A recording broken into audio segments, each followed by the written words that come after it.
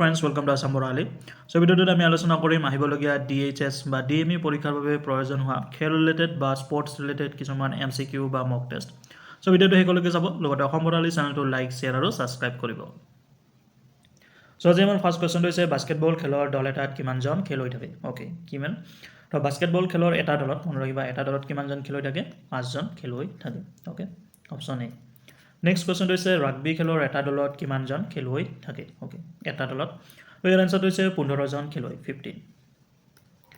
Next কোৱেশ্চনটো হৈছে Thomas cup কোনবিধ খেলৰ লগত জড়িত হয়? ওকে, থমাছ কাপ এটা হৈছে ফেমাছ কাপ আৰু এইটো কাৰ লগত জড়িত হৈ পৰে? তো এই হৈছে বেডমিণ্টন খেলৰ লগত জড়িত এটা কাম। ওকে, তাৰপিছত হৈছে দেওধৰ ট্ৰফি কোনবিধ খেলৰ লগত জড়িত হয়? তো দেওধৰ ট্ৰফিৰ কথা বহুতে শুনিছে। তো এইবিধ খেলৰ লগত জড়িত, এই হৈছে ক্ৰিকেট খেলৰ লগত জড়িত, অপশ্যন বি। ওকে, ইয়াৰ লগতে আপোনালোকক জনাই থৈছে অসম বৰ্ণালী চেনেলটোৰ ফালৰ পৰা আগন্তুক হ'বলগীয়া DHS আৰু DME গ্ৰেড 3 পৰীক্ষাৰ বাবে মক টেষ্টৰ ব্যৱস্থা কৰা হৈছে। চ' ইচ্ছুক প্ৰাৰ্থীয়ে এই মক টেষ্টবোৰ ল'ব পাৰিব। তাৰ বাবে আপোনালোকে অসম বৰ্ণালী চেনেলটোৰ 7002095414 নম্বৰত হোৱাটছআপ বা কণ্টেক্ট কৰিব পাৰিব। আৰু ইয়াত আপোনালোকক দিয়া হ'ব 5খন মক টেষ্টৰ এটা ছেট, যাৰ দাম হৈছে 69 rupees অনলি।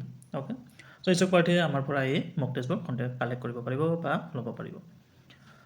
এটা আমি চাওঁ নেক্সট কুৱেশ্যন কি আছে। তো নেক্সট কুৱেশ্যন আছে আমাৰ বেছবল খেলৰ এটা দলত কিমানজন খেলুৱৈ থাকে? ওকে, তো বেছবলৰ এটা দলত কিমানজন খেলুৱৈ থাকে?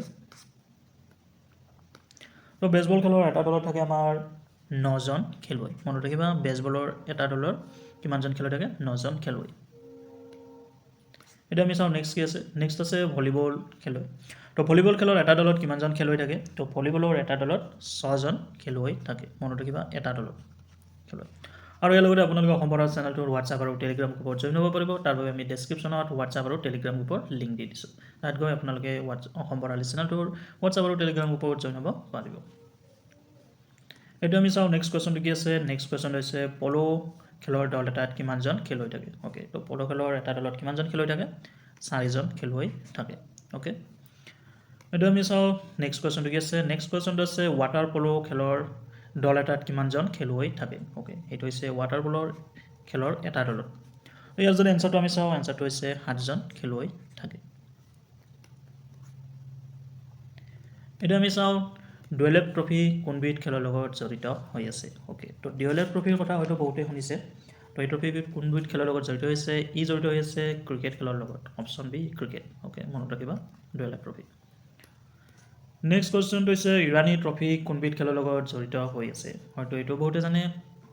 ইয়াৰ এনচাৰটো হৈছে ক্ৰিকেট খেলৰ লগত জড়িত হৈ আছে।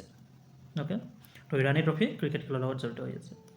এইটো আমি চাওঁ নেক্সট কুৱেশ্যনটো, আৰু সেইটো হৈছে কাবাডী খেলৰ দল এটাত কিমানজন খেলুৱৈ থাকে? ওকে, তো কাবাডী খেলৰ দল এটাত কিমানজন খেলুৱৈ থাকে যদি সোধা হয়, তেতিয়া ইয়াৰ এনচাৰটো হ'ব কিমান? 7জন খেলুৱৈ, অপশ্যন চি 7জন। ওকে, তো কাবাডী খেলৰ এটা দলত 7জন খেলুৱৈ থাকে। নেক্সট কুৱেশ্যনটো হৈছে খো খেলৰ দল এটাত কিমানজন খেলুৱৈ থাকে? ওকে, তো খো খেলৰ কথাটো বহুতে শুনিছে, আমাৰ সকলোৱে জানে প্ৰায়।